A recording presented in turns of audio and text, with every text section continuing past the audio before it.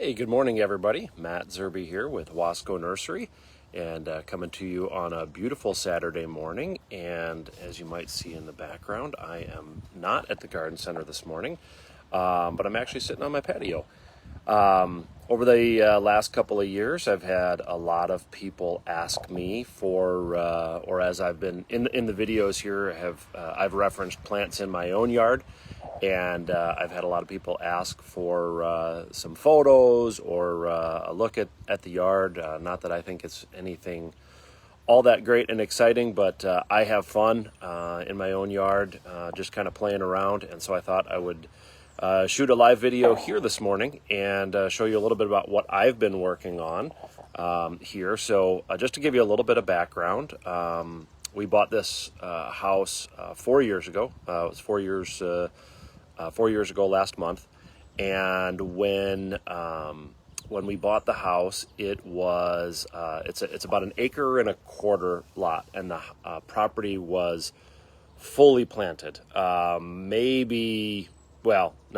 was way over planted. There was some good plant material here and there, but a lot of misplaced trees, a lot of dead trees, some that were just in poor health, and some very good ones. So I have spent the last 4 years culling the trees. I've taken out, I think we're somewhere around 20 or 22 trees, which you would never know, honestly, if you look around the yard, you'd never know that we've taken out 22 mature trees. But we have, and I've taken out a lot of old shrubbery. I've moved a lot of perennials around, removed some things that just weren't performing well, or maybe were misplaced. And so I've been kind of slowly working my way around the yard. Some of the things that I've done are what I call like solutions based. So I'll show you a little bit of what I have kind of termed my shaded woodland garden. And the reason that I put that garden in is that back corner of the yard was basically just kind of dead, dry grass. It was too shady to grow grass, so we had a lot of moss back there, just a little bit of grass. And when you mowed the yard, it was just kind of a big puff of dirt and soil because there wasn't that much grass. So I've cut that area out, turned it into kind of a woodland garden, so we'll take a look at that. Many of you have seen some of my videos and heard me talk a little bit about my micro prairie, which is really looking great, so I'll show you that. And I'll show you another new area that I'm working on that I just started last year. So it's a work in progress, and I'm okay with that. I think that's actually something that as gardeners we learn, hopefully very quickly, is to be patient.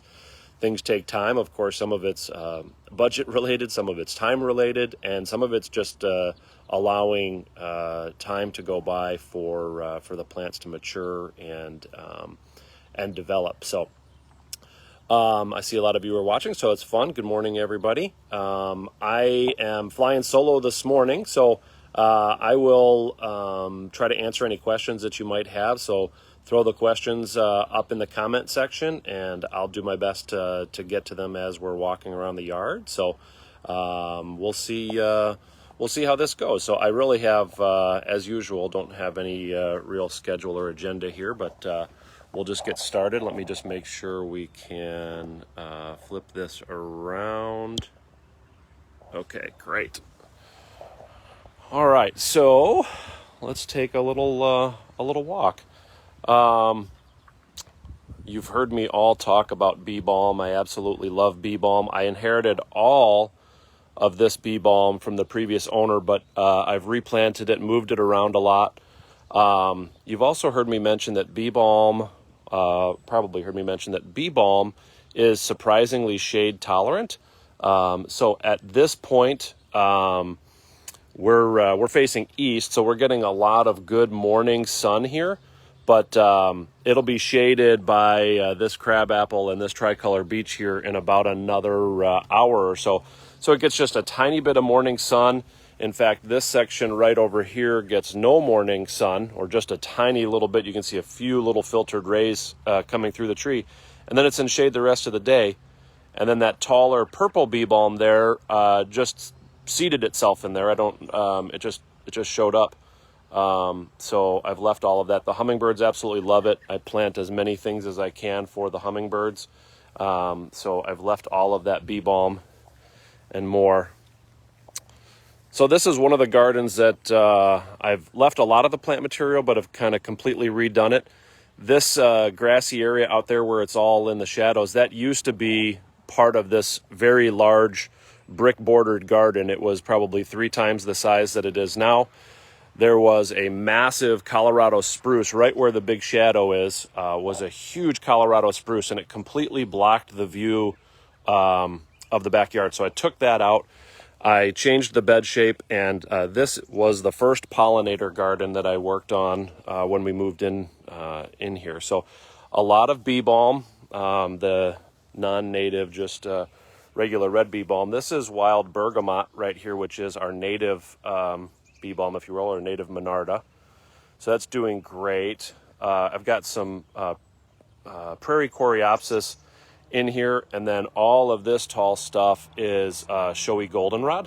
So there's a lot of showy goldenrod, and then right in the front here you can see this is wild petunia.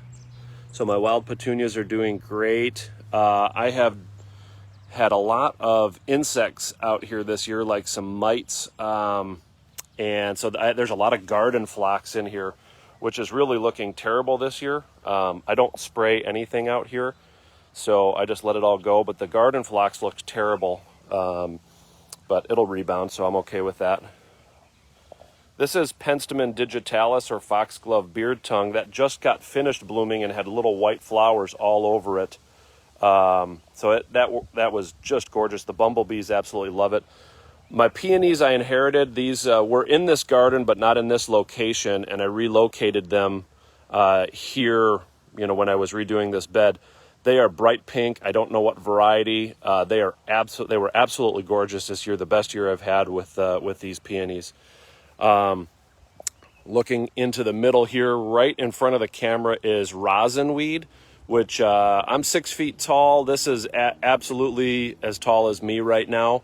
Rosin Weed will develop a bright yellow right up at the top there. It's just starting these buds, and those are going to be like about silver dollar sized sunflower looking flowers. So I really like that a lot. And then its close relative is right behind it with those giant leaves. This is cup plant, and so you've heard me talk about it. I've showed you little tiny ones before, but I just want to kind of look right down in there. You can actually see just a tiny little bit of moisture left down inside the quote-unquote cup of the plant. So again, this is taller than me at this point. It's easily 6.5 feet tall, but we haven't had any rain in a couple of weeks, and there's still water. So even just the dew in the morning will collect on the leaf and then run down in there. So I will frequently see songbirds, hummingbirds, various insects drinking out of those cups. There was a goldfinch on here this morning, I don't think was drinking, just perched at the top of the plant. So they enjoy that. And also in the pollinator garden, I have this lovely plant. So this is Verbena Bonariensis, which is an annual verbena, but it reseeds itself very readily. So I just let it go. I planted it once, one little 4.5-inch plant, and it just keeps coming back, reseeding itself, and I just let it go. And we'll swing around over here. This is stiff goldenrod, which is going to be a very late blooming plant, so that'll be like September, October, with bright yellow flowers. And then this one right here, which is just starting to bloom purple, is Augustaceae Blue Fortune, or blue hyssop.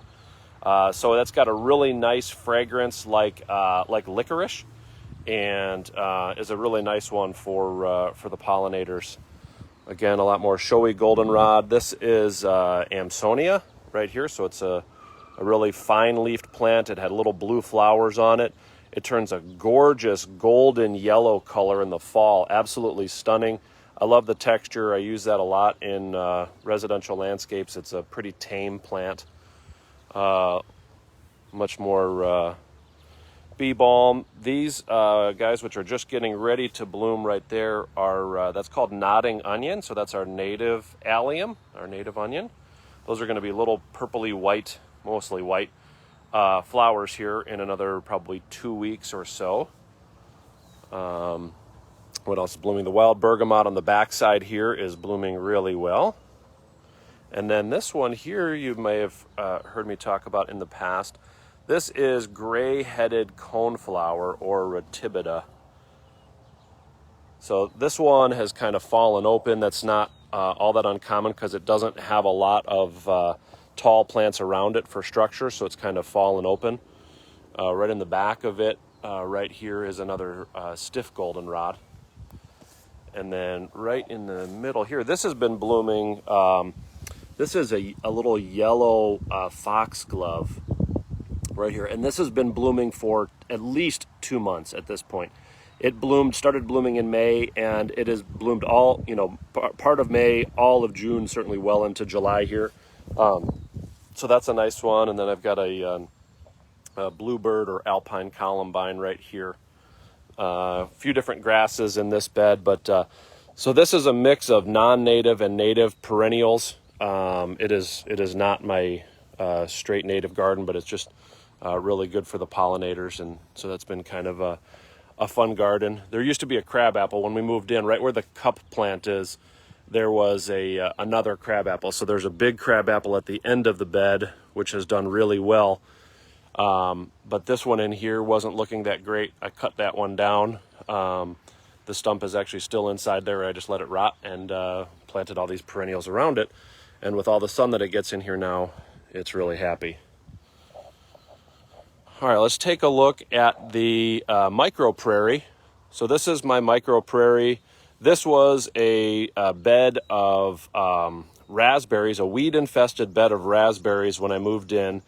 And right there at the end of the bed where the tallest plant is, which is a tall coreopsis, right there was a huge old Callery pear. It had already broken in a storm before we even moved in. It was, as you've heard me talk, I don't really like pears at all. So it was an easy decision to take that out. But I have about 25 different species of native plants in here.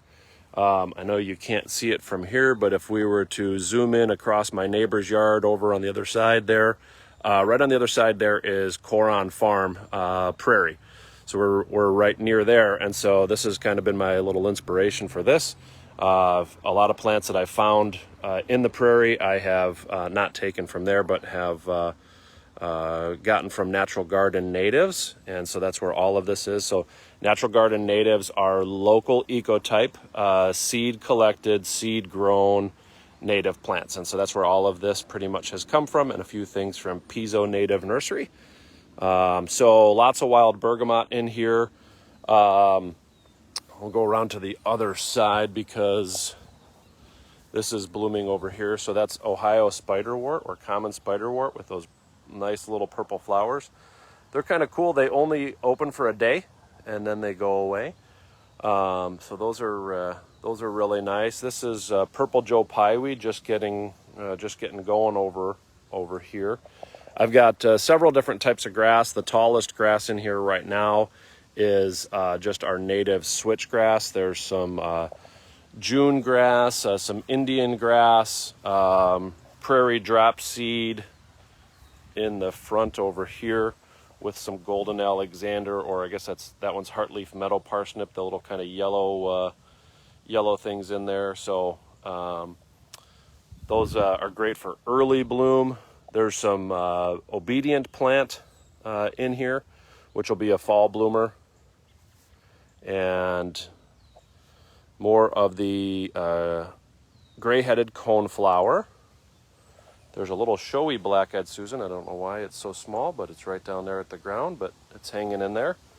We'll let it do its thing. And what else is in here? So we've got false sunflower right there. And the big guy in the middle is the tall coreopsis. Here's another coreopsis right here, which has been blooming for at least a month at this point. And coming around, there's some asters. on this backside, some stiff goldenrod, some more of the native grasses. I wanted to show you the Prairie Dock right over here. And so Prairie Dock is the one with the very large leaves. And if you remember from one of my previous talks, I said that Prairie Dock and some of the other like compass plant, which there is a little compass plant in here that I just planted this year. But Prairie Dock with that big leaf will turn itself, the leaves will orient themselves north and south so that it gets, that it cools itself off. So it doesn't get all of that hot midday sun baking on its leaf.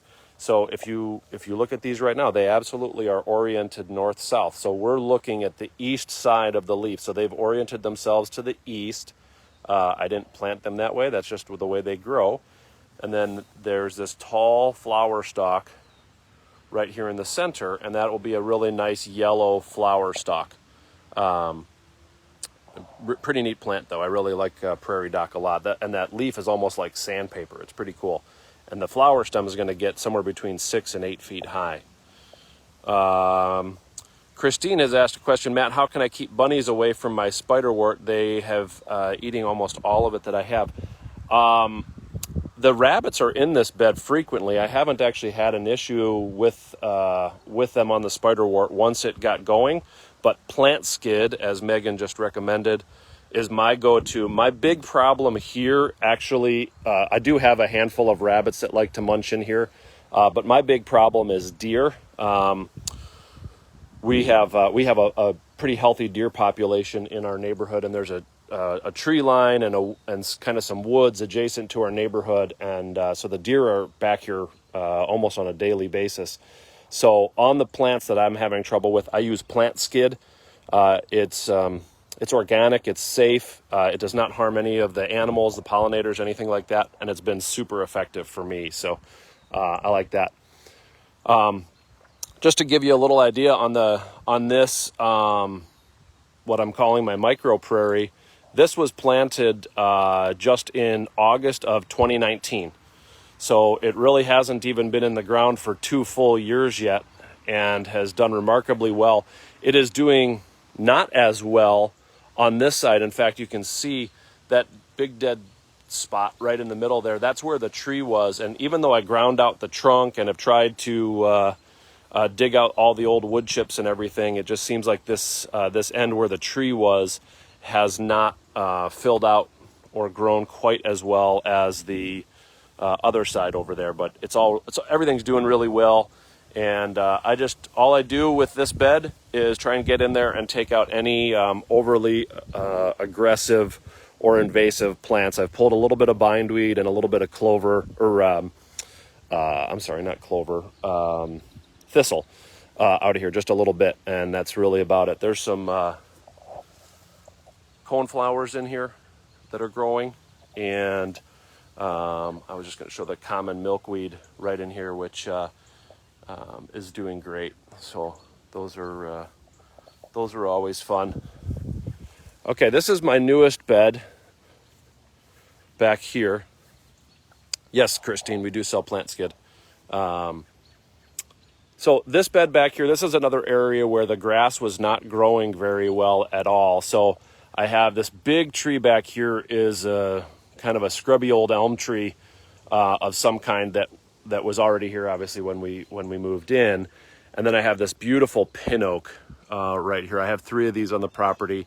They're doing really well, but this huge section here along the spruce trees and everything was pretty shaded, very dry, and really was the grass just wasn't growing.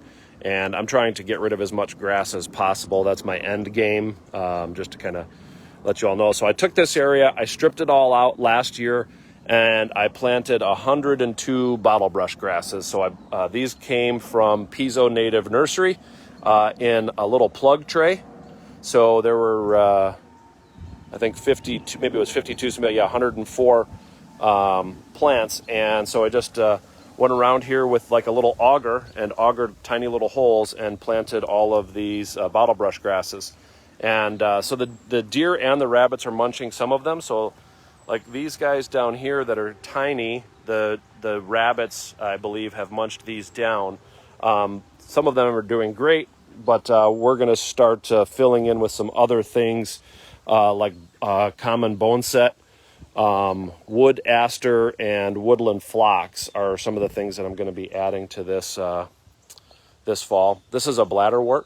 I'm sorry, a bladdernut plant that I put in here a couple years ago. It was actually already here before I cut this out, and I really like that. That's a great native. But one of the things that I wanted to showcase or show you out here is, like I said, this was just kind of a ratty lawn area, and I just kind of want to zoom in on a few of these things that are growing in here. So this is a black cherry that is growing in here, and we have a couple of oaks that have started in here as well.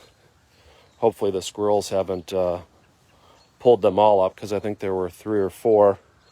I see one over here. So that's an oak right there. There's another oak towards the back. That's another little cherry right there with the brown spots on the leaves. But it looks like the squirrels may have pulled up a couple of them. I see another one in the back, right at the base of the spruce tree. But this area we would never see oaks. If we keep mowing our yard, we're never going to see any of those oaks or cherries or anything like that popping up. So that's one of the things that I've been doing, is going around and marking some of them. So as we walk around, you might see a few pink flags here and there, and those are just where I've marked out some of the oak trees that the squirrels have planted, and we're letting them go. This is a pawpaw. So I have 2 pawpaw trees. This is my bigger one, and then this is the smaller one. The deer destroyed it, but it's okay. It's going to be fine. But they completely, they came back here, rubbed their antlers on, took the whole top of the tree off, so you can see where I had to cut it. But it's rebounding, it's doing fine. It's not going to be the most beautiful tree, but it's very healthy. And the reason that it's here is to pollinate this larger one. And I don't know how well we'll be able to see, but I actually have just one pawpaw fruit. I guess it's very hard to see, kind of right in the center of the screen there. But this was a rough year because the deer did so much damage to that tree that it didn't bloom very well this year. It's grown a ton now, but I need both trees blooming at the same time in order to pollinate. So the pollination wasn't great, but I do have one pawpaw coming around. Pawpaw is a cool plant. It's native in Illinois. It is the furthest north growing member of a tropical plant family. So it's actually in the Magnolia family, but this is as far north as this particular group grows, and really a cool tree. So I enjoy having that back here. And then I'm hoping that I can take this giant elm out at some point. It is moderately healthy, we'll say. But I've planted 3 shagbark hickories around it in order to replace it. So these are my native shagbark hickories. So they're coming along. I just planted these last year. They're doing great. I still have them staked. This one over here, the top kind of died out a little bit, and I'll show you, because I do have some people ask from time to time about reestablishing a leader. So if you look in the center there, you can see where I've tried to get that. Sorry. So the center of the tree died out, and so I'm reestablishing a leader. And so what I've done is I've cut off the top. I've left a section of it as basically a splint, and then I've taken this next branch, which is quite healthy, right up here, and that is going to be the new central leader of the tree. And at some point I will cut right about in the center there, where right below that cut branch, I will snip that off, and that'll be the center of the tree. And then I keep trimming out this crabapple that's above it so that it has room to shoot up.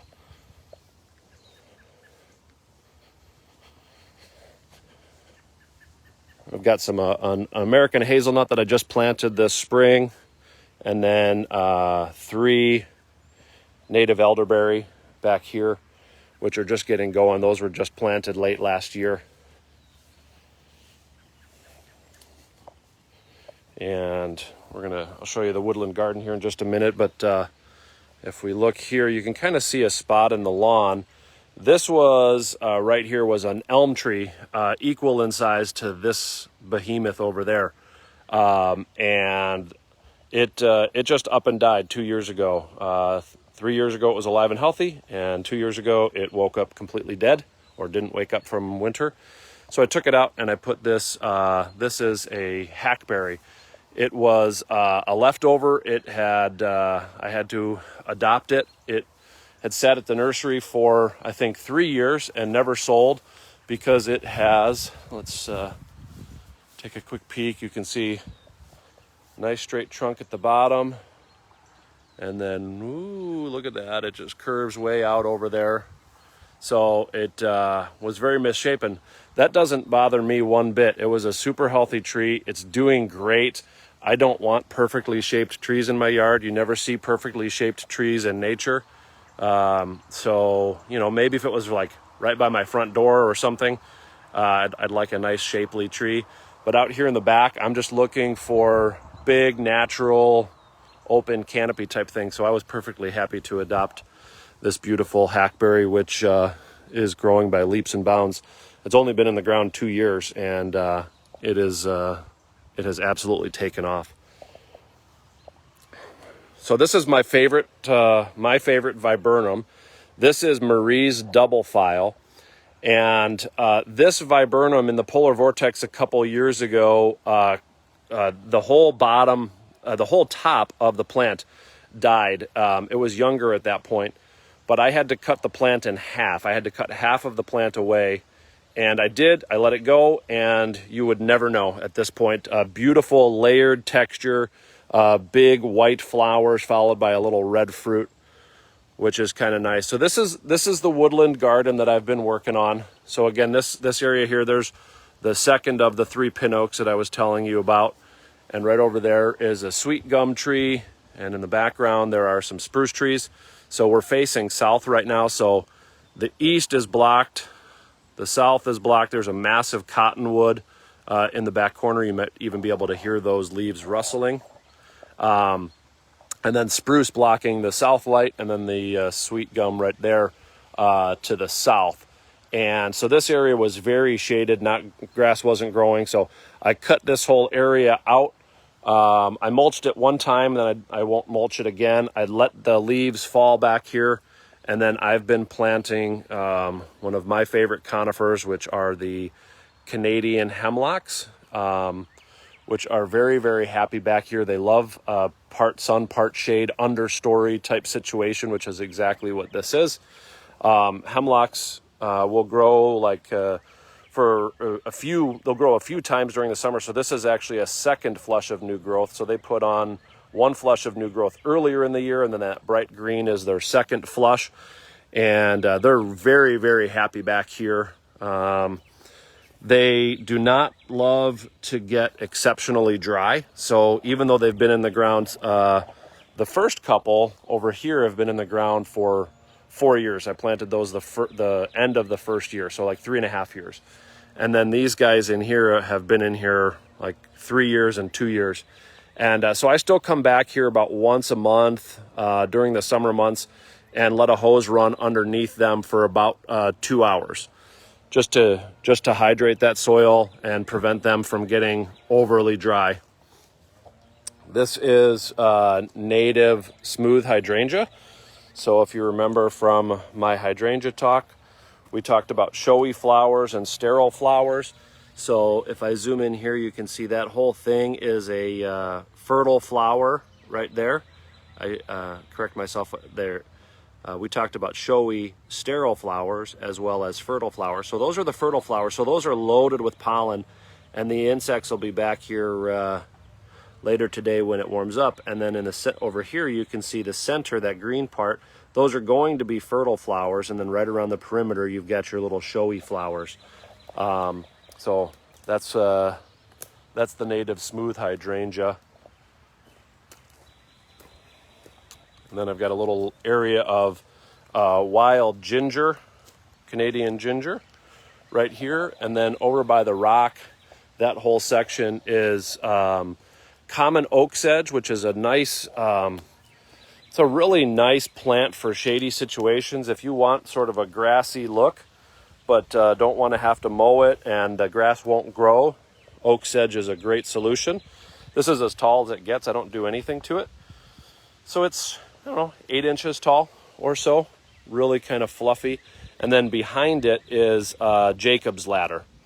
So there's some Jacob's ladder. There's a blue woodland phlox in there. And then in the front, growing very slowly, well, there's a weed in that one, are my wild geraniums, and then a little common witch hazel that I just planted last year. And then some animal, I planted it, some animal dug it up, and I replanted it, and some animal dug it up, and I replanted it again, and then finally got the whatever animal was doing. I mean, literally just pulled it right out of the ground. I haven't had that happen before, but that was kind of interesting. And then I just have a little fire pit and burn area for a lot of the brush and debris that I accumulate. So as not to look like I have it all figured out, I'll show you a couple things over here. I absolutely love big leafed rhododendron. You probably haven't heard me talk much about them because they're very, very difficult to grow in Illinois.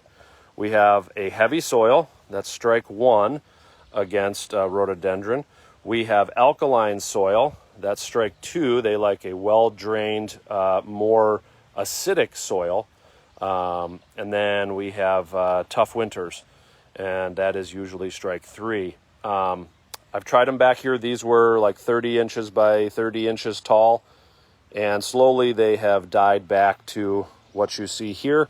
I've cut out most of the damaged parts, and I'm letting them regrow. We'll see what happens. I believe that they have developed or had developed a disease called Phytophthora root rot, which is very common on rhododendron, big leaf rhododendron especially, in heavy clay soils. I actually had 5 of them. There was one over here. That's 2, that's 3. Number 4 was right here. This is my spice bush. And number 5 is right there. So you can see the difference between the spice bush and the rhododendron. The spice bush is doing wonderfully in here, and the rhododendron not so much. Spice bush is native, little yellow flowers. You've heard me talk about that. And the rhododendron not so much. So we'll see how those go. They are coming around. They're pushing new growth, so we'll see what happens. If I zoom in on the spice bush, you're going to see little spots all over the leaves. And oddly enough, that is the coloring. I'll just kind of point above. These are Colorado blue spruce. And blue spruce, the needle itself is not actually blue. There's a little substance on there. It's a glaucous powder. And that can be washed off in rain. And so when we had the heavy rains week before last, a lot of that glaucous powder washed off of the spruce trees and onto the plants below. So if I look in here, you'll see that it probably looks white on the camera, but it's actually a nice powdery blue color. And you'll see it on just about everything in here, the weeds, the shrubs, the little oak seedlings that I was telling you about before. So it's kind of interesting. So you could actually take a blue spruce needle and just rub the powder right off of it with your finger. Little hosta over here. I've mentioned this plant before. This is one of my favorites. This is my Aphrodite sweet shrub. I'll show you over here. The flowers, they're still blooming, going strong. It's been in bloom since June, early June, late May. It's only a couple years old. As I mentioned before, I have deer and rabbits, but specifically deer. They literally sleep right back there behind all the spruce trees, behind my little firewood pile. They sleep back there, and they don't touch this. They just absolutely leave this alone. I don't spray it. I don't have to do anything to it. I haven't even trimmed it yet, and it's doing really well. This is one of my absolute favorite trees. This is my paperbark maple. So I'll kind of zoom out a little bit so you can see that tree, and then I'll show you why we call it paperbark. So if we kind of get in here on this side. You can see that bark, that sort of cinnamon tan colored bark. It just naturally exfoliates like that, which just really gives it a unique look. That's totally normal for it to do that. That's what it's supposed to do. And as it gets older, it sort of gets this really interesting mottled texture to it. So you'll get some browns, some reds, some tans, and just a really pretty tree. Little 3 leaves per leaf stem. Kind of see that there. Sort of a blue-green in color, and then in the fall, it turns a really pretty pink and pinky orange color. So really a pretty tree. I love that one.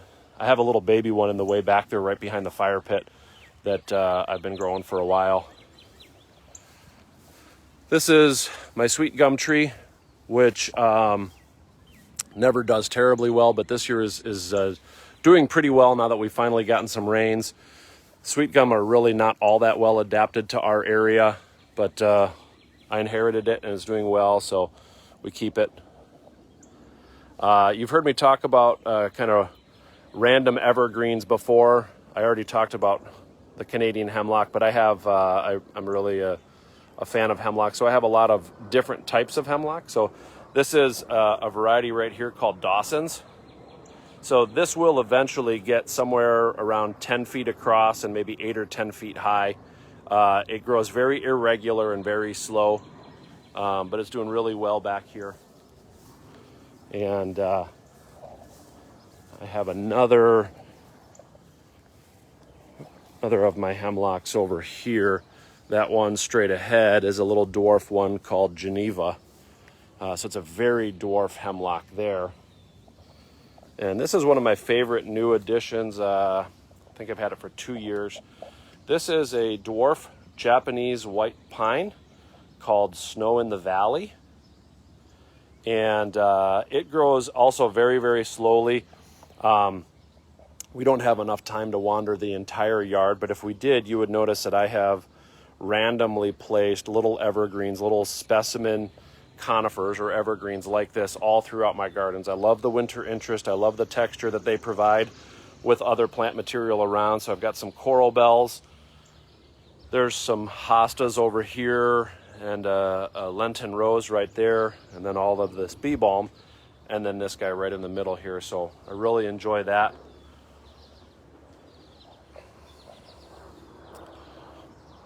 This is one of my other hemlocks here, which doesn't really look great from this angle, but this is a variety called Gench White, which is kind of hard to see. It really hasn't been a very white plant for me, but you'll see that some of the needles are green and white. It's doing really well. It's a nice little plant that I have tucked in there. This is a variegated Fatsia, which is a house plant. It's in a giant pot, and I bring it out every summer, put it out here in the yard, in the bed, and then I put it away for the winter. So this is, that's kind of fun. Massive leaves, and let me put my coffee cup down, and you can just kind of see how big those leaves are, which is really cool. So big tropical leaves, almost hardy here, but not quite enough to leave it outside. So that's variegated Fatsia. This is the Geneva Hemlock that I was talking about. So very dwarf, maybe 5 to 6 feet tall after 15 years. I've mentioned this grass before. This is absolutely one of my favorites. This is a shade-loving grass called all gold Japanese forest grass. When you put it away, does it go in a home or the greenhouse? Either one. The Fatsia I put away for the winter. I do have a sunroom at the house, so depending upon how many house plants I have to put away, most go in the sunroom and some go to the greenhouse at the nursery. This is one of my latest acquisitions this year. This is a tiny little Japanese maple called Peeve Starfish. And you can see why it gets the name starfish. Look at how cool those little leaves are. And this was one of the other crab apples. This this spot right here, right behind the hosta, was a 30-year-old crabapple that had a big split trunk and a rotten center, and was very prone to apple scab. So I got rid of that, ground it out, and then this year I just planted this tiny little peeve starfish. It comes out bright burgundy red in the springtime. By this time of year, it starts to kind of go a little more green burgundy, and then if my suspicions are right, it'll kind of go more red again in the fall. So we're playing with that one to see how it goes. And then this plant right here, actually I took from my last house before we put the house on the market. I dug this up. This is a north wind Korean maple. So I'm going to zoom in and kind of show you the leaf here, what that looks like. So it's what's called a palmate leaf. So that means it's sort of shaped like a palm. Trunk is getting quite large. I would say it's about, I don't know, probably 4.5 inches in trunk diameter right now. But that's the north wind maple. But so it's a hybrid Japanese Korean maple. So this was developed by University of Wisconsin-Madison, a guy named Dr. Ed Hasselkus, and he has been crossbreeding Japanese and Korean maples for many years. And the goal there is that Korean maples are very hardy, much hardier than their Japanese counterparts. But they're honestly just not quite as attractive as the Japanese maples. And so he's been crossbreeding them, trying to get the hardiness of the Korean maple combined with the looks, the color, the texture of the Japanese maple. And he has been very successful. This is probably my favorite of his introductions. And I want to try to pull down this branch up here. So I wanted to show you those red leaves. In the summertime, all the new growth is going to be kind of a raspberry red color. So all throughout the year, the new growth is going to be reddish or pinkish. In the spring, the whole tree comes out kind of an orangey pink color, and then will turn green, with the new growth always being red. And then in the fall, it will turn bright yellow, orange, and pink. Absolutely stunning. I have a landscape light underneath it. I really love the way that looks uplit at night. So that's one of my favorites. That's the Northwind Korean maple, or Northwind hybrid maple. This is one of my other little dwarf hemlocks. This one's called Jervis. It's exceptionally dwarf. It grows just an inch or two, if that, a year, with a really kind of odd texture to it. It's very stiff compared to all the other hemlocks. I mentioned the Aphrodite sweet shrub on the other side of the yard. This is a Venus sweet shrub. So it has a white flower. It has a beautiful fragrance to it. It's been blooming for about a month and a half. There's still a handful of flowers across the plant over there. So it's doing really well in here. It is in mostly shade right here underneath the third of the large oak trees. Doing really well. I wanted to point out this plant.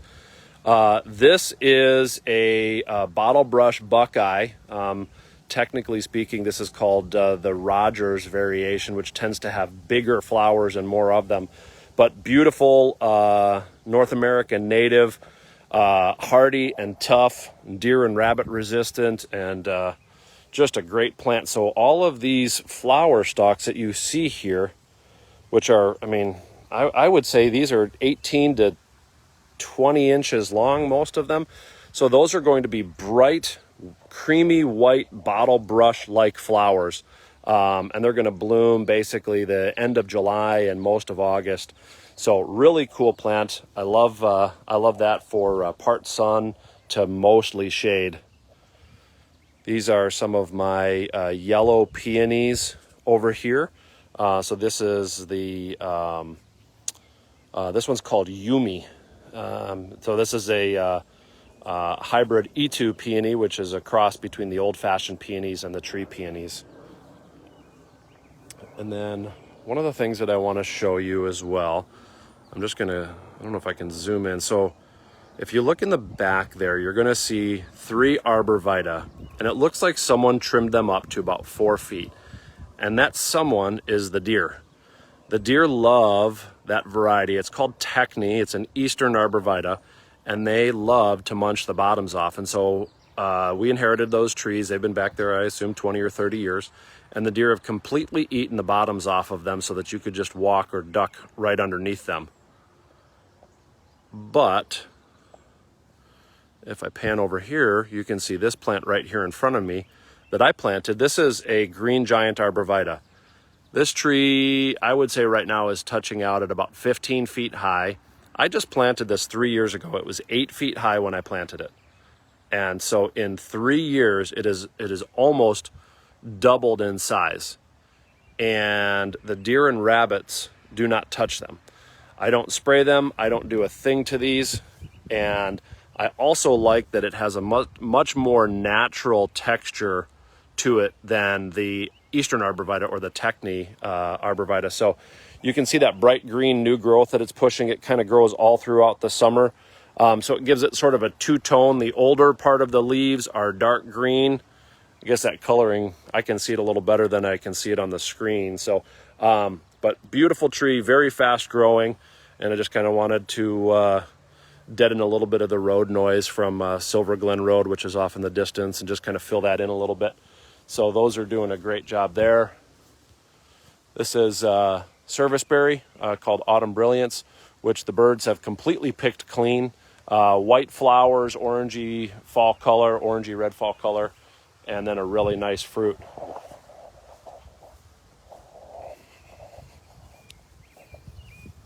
Over here I have some Blackhaw Viburnum, just giving me a little bit of separation from the neighbor who we love.